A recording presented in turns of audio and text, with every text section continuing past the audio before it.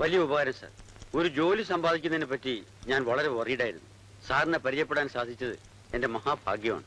അതാണ് എന്റെ സ്പെഷ്യാലിറ്റി. ഏത് മനുഷ്യരെ എനിക്കറിയാം. മനുഷ്യർക്ക് ദുഃഖം വരുമ്പോൾ അവരുടെ ആവശ്യങ്ങൾ നിറവേറ്റി കൊടുക്കാൻ വേണ്ടി ഞാൻ അവിടെ എത്തും. നാളെ തന്നെ ഡ്യൂട്ടിയിൽ ജോയിൻ ചെയ്തോളൂ. Thank you sir.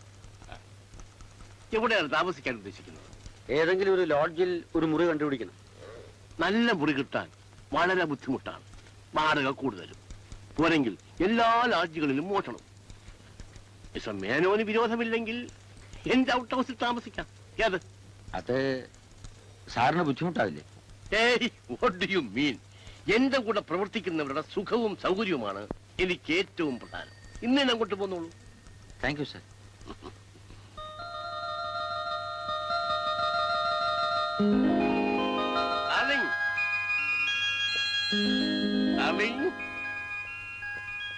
ശ്രീമതി, ആ പയ്യൻ നമ്മുടെ ഔട്ട് ഹൗസിൽ താമസിക്കാൻ വന്നിരിക്കുകയാണ്. അങ്ങനെ വള്ളം കരയ്ക്കടുക്കുന്നു. ഏത് വള്ളം? വള്ളമല്ല, കപ്പൽ. നീ മാറ്. ജാനകി, മോളെ ജാനകി. എന്താച്ചാ?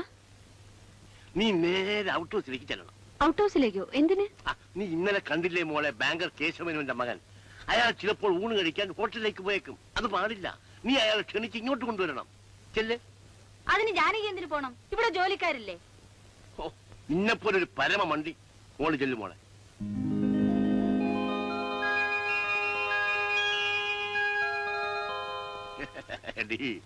നമ്മുടെ മോള് ഉണ്ണാൻ ക്ഷണിക്കുന്നതോടെ അടുപ്പത്തിന്റെ ആദ്യത്തെ പടവ് കഴിയും. അടുത്ത പടി അവരങ്ങ് പരിചയപ്പെടും. പിന്നെ അറിയാതെ അവരങ്ങ് സ്നേഹിക്കും. അത് ഞാനറിയും. പിടിച്ചങ്ങ് കല്യാണം കഴിപ്പിക്കും. ഏത്? സാർ. നിങ്ങളോ? എന്താ വിശേഷിച്ച്? കടന്നിരിക്കാമല്ലോ. അച്ഛൻ പറഞ്ഞു വീട്ടിൽ ഊണ് കഴിക്കാമെന്ന്. എന്താ പ്രത്യേകിച്ച്? ഇന്ന് പുറന്നാൾ സദ്യ വല്ലതാണോ? പ്രത്യേകിച്ച് ഒന്നുമില്ല. അച്ഛൻ പറഞ്ഞു സാർ വീട്ടിൽ വന്ന് ആഹാരം കഴിച്ചാൽ മതിയെന്ന്. എന്താ, ഇഷ്ടമല്ലേ? നിങ്ങൾക്ക് ബുദ്ധിമുട്ടാവില്ലേ? ഞങ്ങൾക്കൊരു ബുദ്ധിമുട്ടുമില്ല.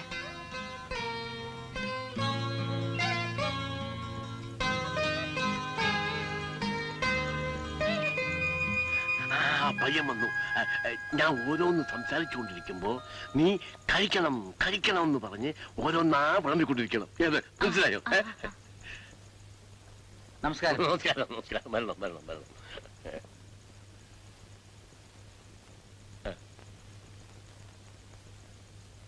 കേട്ടോ മിസ്റ്റർ മേനോൻ, എന്റെ ഭാര്യയ്ക്ക് നിങ്ങളുടെ ആരോഗ്യകാര്യങ്ങൾ പ്രത്യേകിച്ചൊരു ശ്രദ്ധ. അവർക്ക് ആൺമക്കളില്ലല്ലോ. അതുകൊണ്ട് നിങ്ങൾ ഹോട്ടലിൽ പോയി ആഹാരം കഴിക്കാതെ ഇവിടെ നിന്ന് തന്നെ കഴിക്കണമെന്ന്. ഇരിക്കണം ഇരിക്കണം.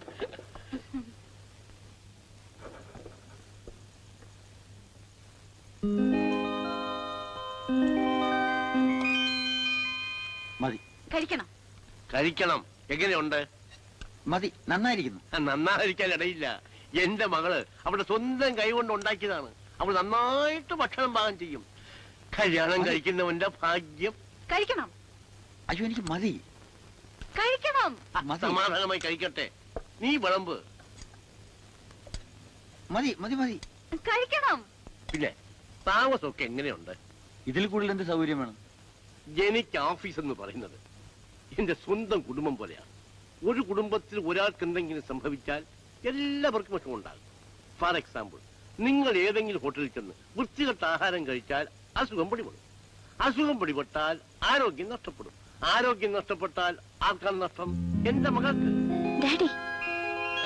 അതായത് നിന്റെ അമ്മയ്ക്ക്. എന്റെ അമ്മയ്ക്കോ? അമ്മയ്ക്ക്, മിസ്റ്റർ മേനോന്റെ അമ്മയ്ക്ക്. മിസ്റ്റർ മേനോൻ, നിങ്ങളുടെ മാതാപിതാക്കളെ കുറിച്ചെല്ലാം ഞങ്ങൾക്കറിയാം. നിങ്ങളുടെ അച്ഛൻ ദാനത്തിന്റെ കാര്യത്തിൽ കർണനും ധൈര്യത്തിന്റെ കാര്യത്തിൽ. ആരുടെ കാര്യമാണ് ഈ പറയുന്നത്? എല്ലാം എനിക്കറിയാം. നിങ്ങളുടെ മുഖം കണ്ടാൽ അറിയാമല്ലോ. ഏതായാലും ഇനിമേൽ ആഹാരം ഇവിടെ നിന്ന് കഴിച്ചാൽ മതി. ഏത്? അതൊക്കെ ഉപദ്രവമാവും. ഉപദ്രവമോ? അതെന്റെ ഡ്യൂട്ടിയാണ്, ഞങ്ങളുടെ കടമ. കഴിക്കണം. അയ്യോ മതി, ഇത്രയൊക്കെ കഴിക്കാൻ എനിക്കാവില്ല. നീ വിളമ്പ്, മേനോൻ കഴിച്ചോളും. ഞങ്ങൾ തമ്മിലുള്ള ബന്ധം അതല്ലേ? അല്ലേ മിസ്റ്റർ മേനോൻ? ഡാഡി, അദ്ദേഹം കഴിച്ചോട്ടെ. കഴിക്കണം. അഥവാ ഞാനും സുകുമാരി അമ്മയും ഇവിടെ ഇല്ലെങ്കിൽ ജാനകിയെ വിളിച്ച് ചോറ് വിളമ്പിച്ച് കഴിച്ചോളണം. ഏത് ഇത് സ്വന്തം വീട് പോലെ കരുതിക്കൊള്ളണം. ശരി സാർ. നീ വിളമ്പ്. അവിടെ അല്ലെന്ന് ഇവിടെ. സാർ, വരൂ. എന്തിനാ ഇതൊക്കെ? അച്ഛൻ പറഞ്ഞു ഫ്രൂട്ട്സ് തരാൻ മറന്നുപോയി, ഇവിടെ കൊണ്ടുതരാൻ. വയറ് ഫുള്ളായി, നിൽക്കാനും ഇരിക്കാനും വയ്യ. അതാ കിടക്കാന്ന് വിചാരിച്ചു. ഇതിലൽപ്പം കഴിച്ചിട്ട് കിടന്നോളൂ. ഇരിക്കൂ. നല്ല കൈപുണ്യം. ഇത്ര സ്വാദുള്ള ഭക്ഷണം കഴിച്ച കാലമേ മറന്നു. എന്തിനാ ചിരിക്കുന്നേ? പാചകം ചെയ്തത് ഞാനല്ല, ഞങ്ങളുടെ കുക്ക. പിന്നെ അച്ഛൻ പറഞ്ഞതോ? ബടായി. ഏയ്, അദ്ദേഹം അങ്ങനെയുള്ള ആളല്ല. ഇത്ര സ്നേഹമുള്ള ഒരു നല്ല മനുഷ്യൻ. എന്തിനാ വീട്ടിൽ ചിരിക്കുന്നേ? ചിരിക്കാതിരിക്കാൻ കഴിയുന്നില്ല, അതുകൊണ്ട് ചിരിക്കുന്നു. നിങ്ങളൊക്കെ വലിയ ആളുകൾ, എന്തിലും ചിരി കണ്ടെത്താം. തൊഴിൽ കിട്ടാത്ത ഈ കാലത്ത് എവിടെ പോയാലും നോ വേക്കൻസി ബോർഡുകൾ മാത്രം തൂക്കിയിട്ടിരിക്കുമ്പോൾ അദ്ദേഹം എനിക്കൊരു ജോലി തന്നു. എനിക്ക് ചിരിക്കാനല്ല തോന്നുന്നത്, അദ്ദേഹത്തിന്റെ കാല് തൊട്ട് കണ്ണിൽ വെക്കാനാണ്. അയ്യോ, അങ്ങനെയൊന്നും ചെയ്യരുതേ. ഞാൻ ചിരിച്ചു മണ്ണ് തപ്പിപ്പോവും. അതെന്തിന്? എന്റെ അച്ഛൻ എനിക്ക് ഓർമ്മ വെച്ച നാൾ മുതൽ ആരെയും സഹായിച്ചതായിട്ട് എനിക്കറിയില്ല. നിങ്ങൾ ബാങ്കർ കേശവ മേനൻ അദ്ദേഹത്തിന്റെ മകനായതുകൊണ്ടാണ് ഈ സ്വീകരണവും ആർഭാടവും ഒക്കെ. ബാങ്കർ കേശവ മേനോനോ? അതാര്? അത്രയധികം മിടുക്കനൊന്നും ആവണ്ട, എനിക്കെല്ലാം അറിയാം. ഒന്നുമില്ലായിരുന്ന എന്റെ അച്ഛന് ഇത്രയൊക്കെ സമ്പാദിച്ചു കഴിഞ്ഞപ്പോൾ ഒരാഗ്രഹം, വലിയ വീട്ടുകാരുമായി ബന്ധപ്പെടണമെന്ന്. അതിനാണ് ഈ സ്നേഹവും സൽക്കാരവും ഒക്കെ. അതിന് ഞാൻ അങ്ങനെ വലിയ തറവാട്ടുകാരനൊന്നും അല്ലല്ലോ. കൊള്ളാം. ബാങ്കർ കേശവ മേനൻ അദ്ദേഹത്തിന്റെ മകൻ വലിയ തറവാട്ടുകാരനല്ലെന്നോ? എനിക്ക് അങ്ങനെ ഒരാളെ പറ്റി അറിയാനേ പാടില്ല. സത്യം? സത്യം. പിന്നെ എങ്ങനെ അന്ന് വീട്ടിൽ വന്നു?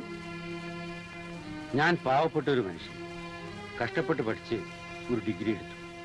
ജോലി അന്വേഷിച്ച് നടക്കുകയായിരുന്നു. ജോലി വാങ്ങിത്തരാമെന്ന് പറഞ്ഞ് അയാൾ എന്നെ ഇവിടെ കൂട്ടിക്കൊണ്ടു. ഞാൻ സന്തോഷത്തോടെ കൂടെ പോയി. ഈ പറഞ്ഞതൊക്കെ സത്യമാണെങ്കിൽ അച്ഛൻ ആകെ തെറ്റിദ്ധരിച്ചിരിക്കുന്നു. എന്നാൽ ഞാൻ അദ്ദേഹത്തോട് ഉള്ള സത്യമൊക്കെ തുറന്നു പറയും. ഇല്ലെങ്കിൽ അതൊരു വലിയ അപരാധമാവും. ഞാനൊന്ന് പറഞ്ഞോട്ടെ? അച്ഛനോട് ഇപ്പൊ ഒന്നും പറയണ്ട. പറയാതിരിക്കുന്നത് തെറ്റല്ലേ? ആയിരിക്കാം, പക്ഷേ പറയണ്ട.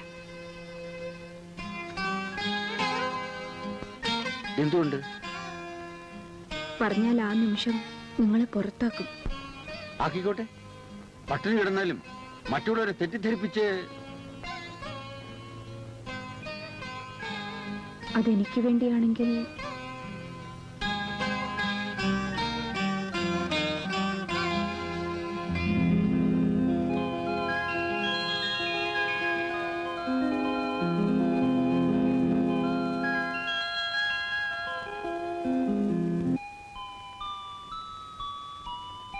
ഇതെന്താ ചെയ്ത് വീണ വായിക്കാൻ പോന്നു?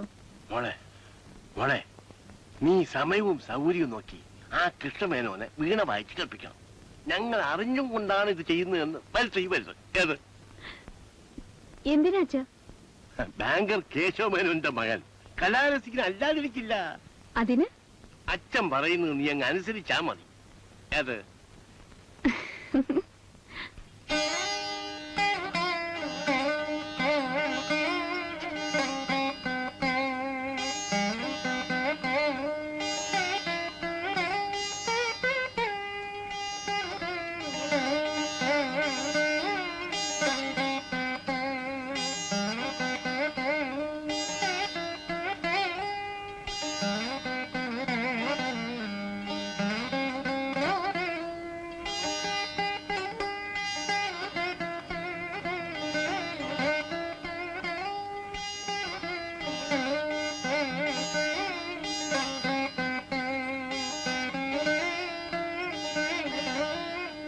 നമസ്കാരം.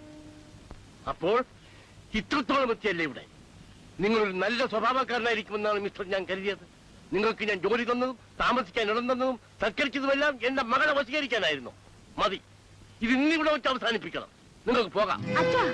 എന്തു വേണം? ഒന്നും വേണ്ട. ഒന്നും വേണ്ടേ? എനിക്കറിയാം നീ എന്താണ് പറയാൻ ആഗ്രഹിക്കുന്നതെന്ന്. ഞങ്ങൾ തമ്മിൽ സ്നേഹിച്ചു പോയി, അതുകൊണ്ട് ഉടനെ വിവാഹം നടത്തിത്തരണമെന്ന് അല്ലേ?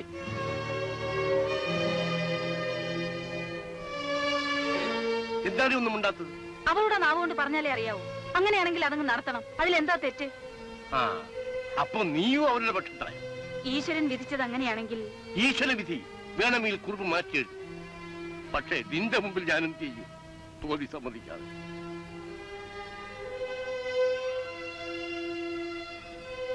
ഇഷ്ടമേനോ, നിങ്ങൾക്ക് ഈ ബന്ധം ഇഷ്ടമാണോ? അതോ നിഷ്കളങ്കയായ എന്റെ മകളെ? ഞാൻ അത്രക്കാരനല്ല സാർ. ശരി, ഇനി എനിക്കൊന്നും പറയാനില്ല. ഡെമോക്രസിയുടെ കാലമാണല്ലോ. 3 പേർ ഒരു കക്ഷി നിൽക്കുമ്പോൾ ഒരാൾ ധരിച്ച് എന്ത് ചെയ്യാനാണ്? ആയിക്കോട്ടെ, ഏതായാലും നിങ്ങൾ ഉടൻ തന്നെ നിങ്ങളുടെ മാതാപിതാക്കളെ വരുത്തി വിവാഹം ഉറപ്പിച്ചോളൂ. എനിക്കങ്ങനെ ആരുമില്ല. അച്ഛനും അമ്മയും മരിച്ചിട്ട് വർഷങ്ങളായി. സ്വന്തം കാലിൽ നിൽക്കുവാനുള്ള നിങ്ങളുടെ ശ്രമത്തെ ഞാൻ സഹിക്കുന്നു. പക്ഷെ ജീവിച്ചിരിക്കുന്നവർ മരിച്ചുപോയി എന്ന് പറയുന്നത് പാവമാണ്. ഞാൻ സത്യമാണ് സാർ പറയുന്നത്. സത്യമായാലും കള്ളമായാലും അവരിവിടെ വരണം. എന്നാലേ ഈ വിവാഹം നടക്കൂ. നിങ്ങൾ വരുത്തിയില്ലെങ്കിൽ ഞാൻ വരുത്തും. സാർ,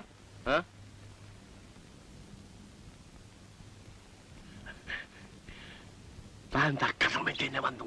ഞാൻ അയാളെ കൊണ്ട് സമ്മതിപ്പിച്ചു. ആരെയോ? തന്റെ മുതലാളി കേശവമേനോന്റെ മകൻ എന്റെ മകളെ വിവാഹം ചെയ്യാമെന്ന് സമ്മതിച്ചു. അങ്ങ് എന്താണ് ഈ പറയുന്നത്? എന്റെ മുതലാളിയുടെ മകൻ ഇന്നോടൊപ്പം വന്നതേ ഉള്ളൂ. പിന്നെ താനൊന്ന് ഫോൺ ചെയ്ത് പറഞ്ഞതോ? അന്ന് അയാൾ പുറപ്പെട്ടില്ല. ട്രെയിൻ ടിക്കറ്റ് ക്യാൻസൽ ചെയ്തു. ഇന്ന് ഞാൻ പ്ലാനിൽ കൂട്ടിക്കൊണ്ടുവന്ന് ഹോട്ടലിൽ താമസിപ്പിച്ചിരിക്കുകയാണ്. അപ്പൊ പിന്നെ ഇയാളാത്? ശരി, താൻ ഏതായാലും അയാളെയും കൂട്ടിക്കൊണ്ട് നാളെ ഇങ്ങോട്ട് വരും. ശരി. കേട്ടോ, താൻ ആര്? എന്താ തന്റെ യഥാർത്ഥ പേര്? എന്റെ പേര് അങ്ങേക്ക് അറിയാമല്ലോ, കൃഷ്ണമേനോൻ. ബാങ്കർ കേശവമേനോന്റെ മകൻ കൃഷ്ണമേനോൻ എന്ന് ഞാൻ പറഞ്ഞില്ലല്ലോ. പിന്നെ താൻ ഇത്ര തവണ അഭിനയിച്ചതോ? ഞാനായിട്ടല്ലാതെ ആരുടെയും മകനായിട്ടല്ലല്ലോ ഇവിടെ കഴിഞ്ഞത്. താൻ ഇത്ര ഭയങ്കരനാണെന്ന് ഞാൻ കരുതിയില്ല. നാരായണ, നാരായണ, കഥ നാരായണ, ഇവിടെ വാടാ. വായൂടെ വാടാ. ആരാടാ ഞാൻ? എവിടെ നിന്ന് പിടിച്ചോണ്ട് വന്നു? അങ്ങ് പറഞ്ഞ അടയാളം വെച്ച് റെയിൽവേ സ്റ്റേഷനിൽ പോയി. മൂക്കുപൊടി കമ്പാർട്ട്മെന്റ്, ടെലിഫോൺ ഷർട്ട്. നീയാണ് ബംഗന്മാരുടെ മഹാരാജാവ്. വിളിക്ക് പോലീസിനെ. എന്തിനാച്ചാ? നിന്നെയും എന്നെയും ഈ കുടുംബത്തിനെയും ഞാൻ ചതിക്കാൻ ശ്രമിച്ചായിരുന്നു. ഞാനായിട്ട് ഇവിടെ വന്നതല്ല, അങ്ങനെ ഇവിടെ വരുത്തിയതാണ്. എനിക്ക് ജോലി തന്നതും ഇവിടെ താമസിപ്പിച്ചതും ഞങ്ങളെ തമ്മിൽ അടുപ്പിച്ചതും അങ്ങാണ്. തെറ്റ് അങ്ങയുടെ പക്ഷത്താണ്. അങ്ങയുടെ തെറ്റിന് ഞാനതിന് ശിക്ഷിക്കപ്പെടണം. ശരി തന്നെ, തെറ്റ് എന്റെ പക്ഷത്തെയാണ്. പക്ഷെ താനൊരു യോഗ്യനായിരുന്നെങ്കിൽ സത്യം സത്യമായിട്ട് എന്നോട് പറയാമായിരുന്നു. അതിനൊരു അവസരം അങ്ങ് എനിക്ക് തന്നില്ലല്ലോ. ചോദിക്കാത്തത് പോട്ടെ, പറയാൻ പോലും സമ്മതിക്കാത്ത ധൃതിയായിരുന്നല്ലോ. എന്നാൽ ജാനകിയോട് പറയാമായിരുന്നില്ലേ? ഞാൻ പറഞ്ഞോ ഇല്ലയോ എന്ന് ചോദിച്ചു നോക്കണം. അദ്ദേഹം എല്ലാം എന്നോട് തുറന്നു പറഞ്ഞിരുന്നു അച്ഛാ. അപ്പോൾ നിങ്ങൾ രണ്ടുപേരും ചേർന്ന് എന്നെ ചതിക്കായിരുന്നു. ഇപ്പോഴെനിക്കെല്ലാം മനസ്സിലായി. You get out. അച്ഛാ, കൊണ്ടുപോരുത്. ഒരു നിമിഷം ഇവിടെ നിൽക്കരുത്. ഇയാളുടെ മുഖത്ത് നോക്കി വരുന്നത്. എടോ, താൻ ഉടനെ സ്ഥലം വിടണം. തെറ്റ് എന്റേത് കൂടെ ആയതുകൊണ്ട് തന്നെ ഞാൻ പോലീസ് ഏൽപ്പിക്കുന്നില്ല.